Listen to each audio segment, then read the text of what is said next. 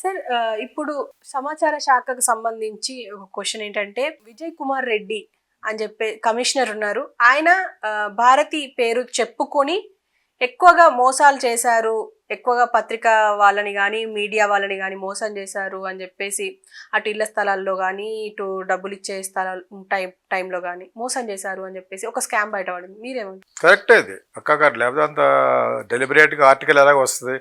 ఎవరి పేపర్ అనేది పక్కన పెడితే, కాకపోతే అలా జరగకుండా చేయాలంటే వాళ్ళ దగ్గర కొమ్మినేని సాక్షిలో ఆయన ఉన్నారు కదా, జర్నలిస్టు దేవులపల్లి అమర్, వీళ్ళందరూ ఉండగా మరి ఇటువంటి ఎలా జరిగేటట్టు చూశారు నాకైతే అర్థం అవ్వలేదు. అంటే వాళ్ళు మరి బాగానే మాట్లాడతారు.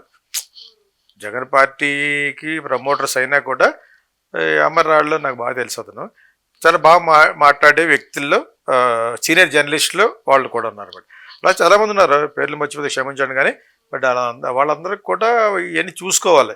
వాళ్ళు ఏంటంటే ఇతను రాష్ట్ర పౌర సమాచారాల శాఖకి commissioner mister Vijay Kumar Reddy atrocities నేను విన్నాను. ఎందుకంటే during the time of Covid ఇంకా చాలా ఇళ్ల స్థలాలు ఇవ్వడంలో జర్నలిస్ట్ కాలనీ ఉంది కదా, అలాగా అది చంద్రబాబు నాయుడు జర్నలిస్టులు బాగా మెయింటైన్ చేసేవాడు నేషనల్ లెవెల్గా నుంచి.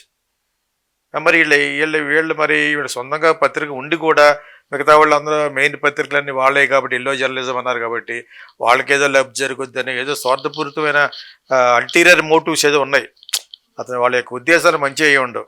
లేకపోతే వీళ్ళ దగ్గర కూడా చాలామంది, బట్ వాళ్ళు కూడా మిగతా వాళ్ళకి స్మాల్ జర్నలిస్టులు కాడి నుంచి అందరినీ సరిగ్గా చూసుకుంది ఎవరంటే అన్ని చీఫ్ మినిస్టర్లు కంపేర్ చేస్తే చంద్రబాబు నాయుడు చాలా బాగా, ఎక్కడ కాదు నేషనల్ లెవెల్ నుంచి ఆయన 2 times చేశాడు కదా.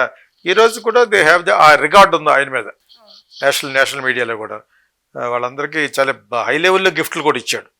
ఎవరెవరికి ఏమి ఇచ్చాడని తెలియదు కానీ నాకు తెలుసు. ఐ స్టిల్ రిమెంబర్ ఒక 10 years back scenario of relationship between Chandrababu Naidu and journalist. మరి అది ఇతను ఎలా మెయింటైన్ చేయలేదు? ఇతను శాడిస్ట్ కింద అన్నారు. అది నిజమేమో అనిపిస్తుంది యాక్చువల్గా. శాడిస్ట్ పిరికోడును ప్రెస్ మీట్లకి ఒక ప్రెస్ మీట్లు కరెక్ట్గా రాడని నేనే గమనించలేదు. అది వంగల్పూడి అనేది చెప్తుంది. సీఎం అని కూడా కరెక్ట్గా ఉండవు, షీఎం అంటాడు. అంచేది ఒక ప్రెస్ మీట్ పెట్టమను. నిజంగా కూడా ఆలోచిస్తేనే వీళ్ళతో చెప్పిస్తూ భయపడిపోవటమే లైఫ్కి. అంత భయపడిపోయి అంత సెక్యూరిటీ పెట్టుకున్నప్పుడు ఎందుకు ఈ వేస్ట్ కదా అది. వీళ్ళే కాదు, ఫ్రాక్షన్లో ఉన్న వాళ్ళు అందరూ. ఎందుకంటే అతను చాలామందిని అలా చంపేసి ఉంటాడు, వ్యతిరేకించిన వాళ్ళు చాలామంది చంపేసి ఉంటాడు. అంతే చాలా కాలం బయటపడలేదు, చాలా బయటపడలేదు. ఇక్కడ జర్నలిస్టులకి మేలు చేయాలి ఎందుకు అనుకోవాలంటే చాలా చిన్న వాళ్ళు ఉంటారు, చిన్న పత్రికలు. వాళ్ళకి చేయటం వల్ల వాళ్ళు 10 కాలాలు చెప్పుకుంటారు. ఈరోజు జర్నలిస్ట్ కాలనీలో అమ్మేసుకుంటే డబ్బులు సంపాదించిన చాలామంది ఉన్నారు. వాళ్ళకి ఎలా అయిపోయినాయి, కొంతమంది అమ్మేశారు. నేను అక్కడ కొంతకాలం ఉండేవాడిని. అప్పుడే అమర్ అప్పుడప్పుడు క్రాస్ అవుతూ ఉండేవాడు కారులో వెళ్తుంటేనే. దానిలో ఆయనకి కూడా ఇల్లు ఉంది, వాళ్ళందరికీ ఇచ్చినాయి. మిగతా ప్రైవేట్ అన్నీ కూడా వాళ్ళ దగ్గర కొనుక్కున్నాయి అనమాట. జూబ్లీహిల్స్లో జర్నలిస్ట్ కాలనీ ఉంటుంది. జర్నలిస్ట్ కాలనీలో 90% వీళ్ళే, కొంతమంది అమ్మేసుకున్నారు. ఇవన్నీ కూడా ఇటువంటి ఇస్తే వాళ్ళకి చాలా మంచి జరుగుద్ది అనమాట. మంచి కాలనీ వీళ్ళకి. అదే కాదు, రావాల్సిన మానిటరీగా రావాల్సిన కొన్ని ఉంటాయి, అవి కూడా సరిగ్గా ఇవ్వలేదనే ఆర్టికల్ చెప్తుంది. అదంతా కారణం ఏంటంటే వీళ్ళు అండ చూసుకుని, భారతీయ అండ చూసుకుని ఏంటి ఇట్లా what do they think after all ordinary people. YS Rajasekhara Reddy బంధువులు అన్నంత మాత్రం ఆల్రెడీ వీళ్ళకండి. నేను చెప్పేది అందరికీ వర్తిస్తుంది. ఆ సీటుకి ఎక్కగానే మీరు ఏదో పెద్ద ఔరంగజేబులా ఫీల్ అయిపోతే ఎలాగా? ఔరంగజేబు ఎలాగా నాశనం అయ్యాడు, ఎలాగో నాశనం అయ్యాడు.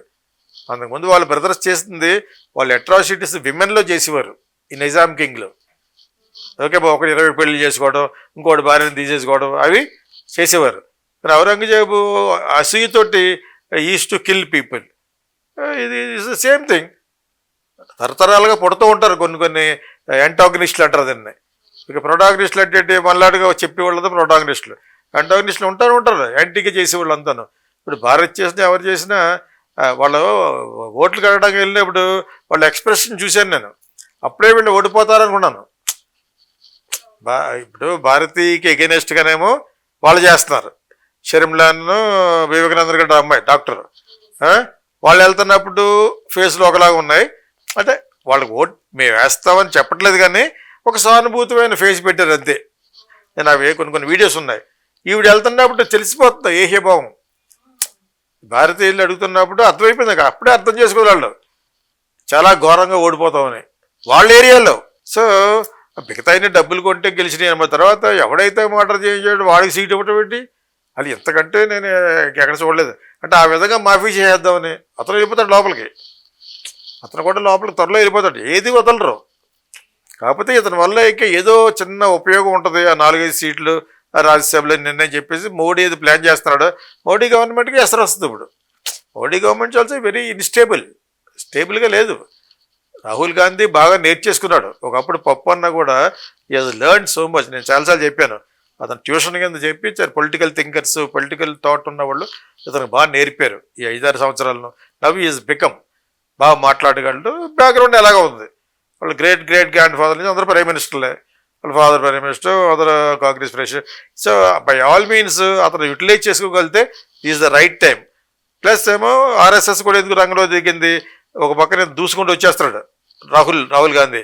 అంచేత ఇప్పుడు కాపాడవలసిన బాధ్యత, బీజేపీని కాపాడవలసిన బాధ్యత నైతికంగా ఆర్ఎస్ఎస్ మీద ఉంటుంది, హిందూ మతానికి సంబంధించింది కాబట్టి. అర్థమైనప్పుడు మీకు వాళ్ళు డైరెక్ట్గా ముస్లిమ్స్కి బ్యాడ్ చేయమని అనరు, అన్నా కూడా ఇట్స్ హిందూ పార్టీ. ఆర్ఎస్ఎస్ అంటే రాష్ట్రీయ స్వయం Sevak Sangh, nothing but Hinduism which promotes Hinduism in the entire world. ఒక డిసిప్లినరీ యాక్షన్స్ తోటి చాలా డిసిప్లిన్గా ఉంటుంది. ఎప్పటి నుంచి ఉంది, 1924 కానీ ఉంది అది RSS. So it is oldest, one of the oldest organisations. So ఇప్పుడు వాళ్ళని కాపాడాలి కాబట్టి కాపాడబడతాడు, కానీ లేకపోతే మోడీకి కొంచెం కష్టమే, మార్చేయచ్చు. అది ఎలా పట్టుకొస్తారనేది మనం చూడాలి, బికాజ్ ఆ పాలిటిక్స్ ఎలా జరుగుతుంది అనేది తెలియాలి. సో ఇక్కడ ఈ విజయ్ కుమార్ రెడ్డి చేసిన అట్రాసిటీలు బయట పెట్టాలి, బొక్కన పడేయాలండి. ఇవన్నీ అవుకట్యూ చిన్న చిన్న జర్నలిస్టులు మీరు ఇచ్చే వాటి మీద రైతుల మీద బాగుపడే వాళ్ళు చాలామంది ఉంటారు, ఆల్రెడీ ఎస్టాబ్లిష్ అయిపోయిన ఉంటారు. వీళ్ళందరూ దేవిపల్లి వీళ్ళందరూ అంటే ఎస్టాబ్లిష్ పెద్ద వాళ్ళ సీనియర్లు వెళ్తున్నారు, వాళ్ళు ఆల్రెడీ సంపాదించేస్తున్నారు. వాళ్ళకి ఇచ్చిన స్థలం ఎంత ఉంటుంది అన్నారు, ఒకటిని 6 కోట్లు 7 కోట్లు ఉంటుంది పడుతుంది ఆ జర్నలిస్ట్ కాలనీలో, ఫ్రీగా ఇచ్చారు అది. అదేవిధంగా ఫిల్మ్ ఇండస్ట్రీ కూడా ఫిల్మ్ నగర్లో ఇచ్చారు కదా, రోడ్ నెంబర్ 8లో అందులోనూ కొంతమంది అమ్మేసుకున్నారు. గవర్నమెంట్ ఎప్పటికప్పుడు కొన్ని చేస్తుంది, ఎస్పెషల్లీ చంద్రబాబు నాయుడు గవర్నమెంట్లో ఇటువంటి వాళ్ళు అన్ని చేశారు కాబట్టి మరి ఎంటైర్ ఫిల్మ్ ఇండస్ట్రీ జగన్కి ఒకసారి కూడా సన్మానం చేయకుండా ఎందుకున్నారో నేను అనేవాడిని. అతన్ని కూడా సీఎంఏ కాబట్టి చేయాలి అనేవాడిని, కానీ బట్ స్టిల్ చంద్రబాబు నాయుడు మీద ఒక సాఫ్ట్ కార్నర్ ఎందుకు ఉంటుందంటే అతను రామంటేనే వచ్చారు అక్కడికి, వచ్చినట్టు ప్రతి ఒక్కటి బాగుపడ్డారు. మీకు అర్థమైంది, తెలంగాణ వాళ్ళు బాగుపడ్డారు లేదు పక్కన పెడితే ఆంధ్ర వాళ్ళు ఆల్రెడీ ఉన్నారు. ఫిల్మ్ ఇండస్ట్రీని ఇక్కడ తీసుకొచ్చిన తర్వాత 5 లక్షలు 10 లక్షలు కొనుక్కున్నాయని 25 కోట్లు అయిపోయింది. కోర్స్ నాగార్జున ఫ్యామిలీ ఇక్కడే ఉంది కాబట్టి పర్లేదు. కాకపోతే ఆఫ్టర్ చంద్రబాబు నాయుడు వచ్చిన వాళ్ళు, హైదరాబాద్ వచ్చిన వాళ్ళు, సినిమా ఫీల్డ్ అందరూ సుభిక్షంగా ఉన్నారు, అందరికీ తెలిసే విషయం. అందులో తట్టుకోలేకపోయారు. అండ్ ఆల్సో వాళ్ళ క్యాస్ట్ ఈక్వేషన్ కూడా ఉంది, వాళ్ళకి బాగా పిచ్చది. ఓకే, అవి రెండు కలిసి జగన్కి పెద్ద గౌరవించలేదు కాబట్టి టికెట్ల రేట్లు జడగొట్టేసి పవన్ కళ్యాణ్ సినిమాని జడగొట్టేయడానికి చేసేవాడు.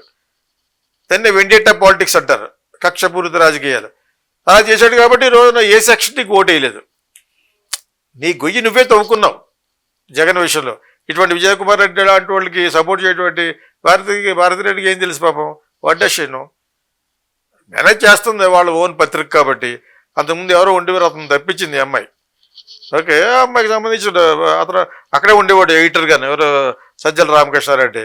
అతను కూడా అందరూ సంపాదించుకున్నారని చెప్పేసి అందరూ సంపాదించుకున్నట్టు విజయసాయి రెడ్డి ఇతను వీళ్ళందరూ సెపరేట్ దుకాణం పెట్టారు. అల్టిమేట్గా ఏం కావాలి మీకు, మనీ పవర్ కావాలి. అన్ని చోట్ల జగన్ వచ్చి అడ్డపడితే వాళ్ళందరూ ఎప్పుడో పోను, కాబట్టి వాళ్ళందరికీ థ్రెట్ చంపేస్తాడేమని. మీకు అర్థమైందా? So including Bharathi Reddy, there all shit skate about this. కానీ యాక్చువల్లీ అతనే పిరికోడు ఏమనుకుంటాడు, నాకు ఎవడన్నా అడ్డంగా వచ్చి చంపేద్దాం ఉంటాడు. సో అలాగే విజయ్ కుమార్ రెడ్డిని అనర్త్ చేసి బొక్కలో పడేయాలి అతన్ని. He must be punished on behalf of జర్నలిస్టులు. తప్పు కదా, there are so many people are there depending on government రాయితీలతో బతికే వాళ్ళు చాలామంది ఉంటారు. వాళ్ళకి ఎంతో చిన్న శాలరీస్ ఉంటాయి, చిన్న పత్రికలు. పెద్దవాళ్ళు గురించి మాట్లాడలేదు, పెద్దవాళ్ళ గురించి ఆల్రెడీ అందేసినాయి. చిన్న జర్నలిస్టులకి it must be done justice.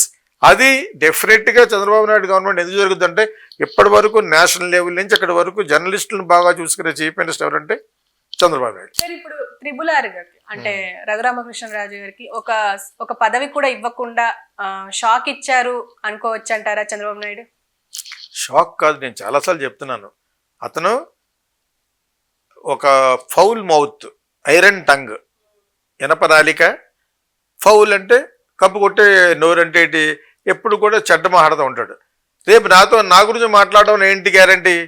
Plus వీళ్ళ పార్టీ కదా అతను, వైఎస్ఆర్సీపీ పార్టీకో ఎంపీ అయ్యి ఒక రెబల్ ఎంపీ లాగా ఢిల్లీలో కూర్చుని ఈ 4-5 సంవత్సరాలు అటు కూర్చుని 4-5 గొట్టాలు ఉంటాయి ఈ తెలుగుదేశం పార్టీకి సంబంధించిన TV5 వాళ్ళు పెట్టుకుని మాట్లాడటమే, ఏదో గంటకు మాట్లాడుతూ ఉంటాడు. ఈలోగా అతన్ని తిట్టుకోకుండా తిడుతూ ఉంటారు. వాడు అమెరికాలో ఉన్నవాడు మంచి ప్రభాకర్ అన్నవాడు, ఇంకోటి ఎవడు అనమాట, తిడుతూనే ఉంటారు. అయినా కూడా అతనికే డైరెక్ట్గా వాట్సాప్ కూడా తిడుతూ ఉంటారు, వేరే విగ్ అని. సో వాళ్ళకి అతను ఒక కామెడీ పీస్ అయిపోయాడు. ఒకప్పుడు కాంగ్రెస్లో ఇటువంటి క్యారెక్టర్ ఒక ఆయన ఉండేవాడు, రాజు నారాయణ అని. చాలామంది తెలీదు, కొంత పాత వాళ్ళు తెలుసు. ఇటువంటిదే చేసేవాడు అనమాట. నేను గడ్డం ఎప్పుడు తీస్తానంటే వాళ్ళకి గెలిచినప్పుడు తీస్తాను, ఈ టైపులో అనమాట. ఇవన్నీ ఇడియట్స్. అతను one of the idiotic man. Idiot అని డైరెక్ట్గా అనకూడదు కదా పాపం, మా పక్కోడే అయినా కూడా is an idiotic person. Fraudulent mentality కాకపోతే అతనికి ఉన్న వాళ్ళ ఊరు పక్కన ఉన్న నేమ్ ఏంటంటే ఈ అమ్మాయిలు, ఈ కోడి పందాలు అయ్యే ఉన్నాయి అతనికి పేరు. అది ఎవరికి లేదంటే అందరికీ ఉన్నాయి. అతన్ని ఎందుకు చేయరంటే, నువ్వు నిన్న నీ పార్టీ వాడిని అకారణంగా జగన్ ఇంటర్వ్యూ ఇవ్వలేదని చెప్పేసి తిట్టడం మొదలుపెట్టాడు. తప్పు కదా. ఇది నీకు ఇంటర్వ్యూ కావాలంటే ఎలా కావాలని చూసుకోవాలి తప్పితే మిగతా వాళ్ళందరూ చేసుకున్నారు కదా. సహచేత ఇతనికి మరి పార్లమెంటరీలో పార్టీ లీడర్గా కూడా ఇచ్చారు చాలా కాలం. అటువంటి వ్యక్తులు అతని మీద అపోజ్ అయిపోతే అతను ఏం చేయాలో అర్థం అవ్వలేదు. ఎందుకంటే అది ఊష్ చేయాలా, గవర్నమెంట్ సపోర్ట్ పట్టేసి అక్కడ ఉన్న వాళ్ళకి పూతరేకులు గీతరేకులకు పట్టేసి ఈ ఈస్ట్ గోదావరి టెక్నిక్ పడుతుంది, పచ్చళ్ళు ఇవ్వటం, ఇటువంటి చీప్ టెక్నిక్ ఇవన్నీ అందరికీ తెలుసు. చంద్రబాబు నాయుడు లాంటి తెలియదు, ఈజ్ అ టాల్ లీడర్ అని తెలియకుండా ఎలా ఉంటుంది. సో ఇవన్నీ ప్లస్ ఏమో అతని గురించి బ్యాడ్ మాట్లాడే బదులు మన గురించి ఎందుకు బ్యాడ్ మాట్లాడడం. అందులో సీనియర్స్ వద్దనుకున్నాడు. అతను పెద్ద సీనియర్ కాదు కానీ పాలిటిక్స్లో వద్దు, సీట్ ఇవ్వలేదు చంద్రబాబు నాయుడు అంతకుముందు. మీకు అర్థమైందా? అంటే ఇతని మీద అభిప్రాయం చాలా మంది మీద లేదు, చాలా మంది మీద లేదు. ఆ సీనియర్స్ ఆల్రెడీ అవకాశవాదంగా ఉన్న వాళ్ళకి చాలామంది ఇవ్వలేదు. ఇప్పుడు సీఎం రమేష్ అందరికీ ఎందుకు ఇవ్వలేదు? వాళ్ళు ఎక్కడ పెట్టాలో అక్కడ పెట్టే పాత్ర ఆయనకి బాగా తెలుసు. శ్రీకాకుళం ఏరియా అంతా బాగుంటుందని చెప్పి రామ్మోహన్ నాయుడుకి ఇచ్చాడు. అదో చెత్త పోర్ట్ఫోలియో అనుకుంటే వేరే విషయం. కానీ సో అక్కడ ఎందుకు వాయిస్ లేదు చంద్రబాబు నాయుడు గారికి అనేది నాకైతే అర్థం అవ్వట్లేదు. ఈయన 15 సీట్లు, అతను 2 సీట్లు ఎన్ని ఉండగా ఎందుకు మాట్లాడలేకపోతున్నాడు? అది మోడీ గవర్నమెంట్లో ఇతని యొక్క కేసుల్ని తిరగదోడి ఇతను ఏమన్నా చేస్తారా అని. యాక్చువల్గా హాని చేయాలంటే చంద్రబాబు నాయుడు, నితీష్ కుమార్ కలిసి చేయగలరు. అది ఎందుకు చేయట్లేదు అనేది ఆ యాంగిల్లో నాకు అర్థం అవ్వట్లేదు. అది ఆయనకే తెలియాలి. వన్స్ ఎన్డీఏ ఇప్పుడు చైర్మన్ చేశాడు ఆయన, అప్పుడు మోడీకి ఇతనికి పడేది కదా, పడదపోకూడదు కదా.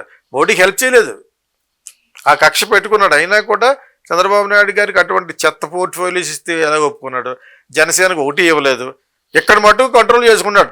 తన కొడుకు రన్ చేసుకోవడం కోసం అనితకి ఇలాగ ఇవ్వటం, ఇతనికి ఒక ఆపద్ధర్మ ముఖ్యమంత్రి అనే ఉప ముఖ్యమంత్రి అనే పాత్ర లేదు అసలు రాజ్యాంగంలో. You understand that? సో అటువంటిది ఇచ్చారు. డీమీన్ చేయట్లేదు. ఐ డోంట్ నో దాని వెనకాల ఉన్న అంతరార్థం అసలు అట్లీస్ట్ మనకు అర్థం అవ్వకపోయినా అతనికైనా అర్థమైందని తెలియాలి ఎవరికి, పవన్ కళ్యాణ్. బికాజ్ ఇన్ని చేస్తాను నేను ఎక్కువ చెప్పింది అనే, రాష్ట్రానికి ఇలా చేస్తాను ఇన్ని చేస్తాను, నా ఆశయాలు ప్రజల కోసం అన్నది అతనే. కాబట్టి అది చేయడానికి సంతకంలో పవర్ ఉందో లేదో చూసుకోవాలి. అది లేదని అంటున్నారు కొంతమంది బయట. ఉప ముఖ్యమంత్రి ఓన్లీ ఐ వాష్ ఇచ్చాడు. దీనికి కారణం చంద్రబాబు నాయుడు, లోకేష్ అంటున్నారు. నేను ఎందుకు చెప్తానంటే ఇటు అటు ఎందుకు చెప్తానంటే పీపుల్ షుడ్ అండర్స్టాండ్ దట్. రేపు పవన్ కళ్యాణ్ చేయలేదు అంటారు, నువ్వు ఇచ్చేస్తావు నేను చేయలేదు, చేయడానికి వీల్లేదేమో. అంచేది ఆ పవర్స్ ఎక్సర్సైజ్ చేసుకోవడానికి నీకు అంత పవర్ ఉందా? ఇప్పుడు ఇక్కడ చూస్తున్నాం, బట్టి విక్రమార్కని రేవంత్ రెడ్డికి ఫిట్టింగ్ పెట్టడానికి మొన్న నుంచి రేగేస్తున్నారు. అతనికి ఏదో ఒకటి ఇచ్చారు. ఎందుకు ఇచ్చారు? కాంగ్రెస్లో సీనియర్ లీడర్ ఆయన బట్టి. ఓకే, నేను నాకు ఫ్రెండ్ అని అన్నానుకో, అది ఎవడ కింద పెడతాడు, ఈయన అందరికీ ఫ్రెండ్స్ అని. నా ఫ్రెండ్ అయితే నేను ఏం చేయను మరి, ఓకేనా? మల్లు అని ఒక ఆయన, ఈయన బ్రదర్, అతను ఇంకా ఫ్రెండ్ నాకు. ఇతను ఫ్రెండే, మీ ఇద్దరు భవన్లో కూడా మాట్లాడుకుంటాం. ఇప్పటికి కూడా చూస్తే వాళ్ళు పిఏలు అందరూ కూడా చూస్తూ ఉంటారు నా స్టేటస్. అలా అంటే ఈయనకి అందరూ తెలుసు అంటే డౌట్ పెడతాడు కింద. మరి ఎంత వల్ల తెలుసుకోండి, ఐ క్వైట్ ఇన్ఫ్లుయెన్షియల్ పర్సన్. నేను కాంగ్రెస్ హైకమాండ్కి పనిచేశాను. అంటే జస్ట్ షటప్. కామెంట్ పెట్టేటప్పుడు సబ్జెక్ట్ మీద పెట్టాలి. ఇటువంటి ఏదైనా మాట వరుస కనకపోతే ఎలా అంటాం? అయినా కూడా బట్టవర్క్ మార్క్ గురించి ఏం చెప్తా చెడ్డ చెప్పట్లేదు, అతనికి ఇవ్వాలి సీనియారిటీ ప్రకారంగా. ఓకే, బట్ అతనికి ఎందుకు ఇచ్చారు? పార్టీని రివైవ్ చేసి తెలుగుదేశంలోంచి వచ్చిన వాడిని, టీఆర్ఎస్లోంచి వచ్చిన వాడిని రేవంత్ రెడ్డికి ఎందుకు ఇచ్చారు? ఈ హాజ్ రీకన్స్ట్రక్టెడ్ అండ్ ఈ రెవల్యూషన్ చేశాడు. అసలు ఇక్కడ మళ్ళీ వస్తుందని తెలీదు. యాక్చువల్గా ఇక్కడ కాంగ్రెసే రావాలి, బికాజ్ మీకు స్టేట్ ఇచ్చింది వాళ్ళే. ఆయన్ని మోసం చేశాడు ఈయన, 2 మోసాలు చేశాడు ఆయన. 3 కేసీఆర్. 1 దళితుడిని సీఎం చేస్తాడు, పక్కన తొంగలో దొక్కేశాడు. 2 కాంగ్రెస్ మోసం చేయడం అనేది తల్లికి మోసం చేసినట్టు లెక్క. తర్వాత నువ్వు ఏ పార్టీ అయితే పెట్టి పైకి వచ్చావో టీఆర్ఎస్ని బీఆర్ఎస్ చేసావు దురాస్తోటి, నేషనల్ లెవెల్కి వెళ్ళిపోతావు. ఈ 3 తప్పులు క్షమించరానివి. ఇంకోటి 1000 కోట్లు దోచేసుకోవడం, నువ్వు నీ కొడుకు నీ కూతురు మేనల్డును. This is unacceptable in any democracy. ఈ 4 చేశారు. And at the same time Chandrababu నాయుడుకి ఇక్కడ వరకు ఉంది ఇతని మీద ఓటుకు నోటు కేసులో బిగించారని చెప్పేసి. సో అది మెయిన్.